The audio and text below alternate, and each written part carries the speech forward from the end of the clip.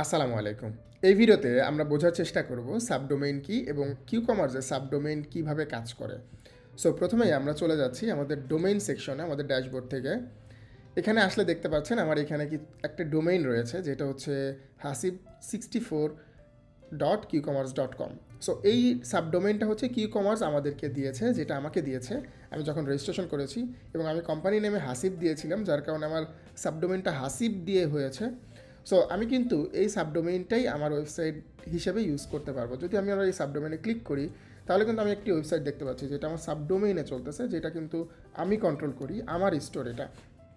So এই সাবডোমেইনটাই কিন্তু আপনার স্টোরের ইউআরএল, আপনার ওয়েবসাইটের ডোমেইন আর কি বলতে পারেন, যেটা কিন্তু আপনি যদি কাস্টম ডোমেইন অ্যাড না করেন তাহলে কিন্তু এই সাবডোমেইন দিয়েই আপনি সব কিছু করতে পারবেন।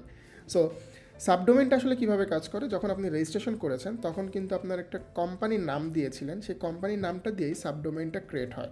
আমি যেহেতু হাসিব দিয়েছিলাম তাই হাসিব 64 সামথিং দিয়ে ক্রিয়েট হয়েছে।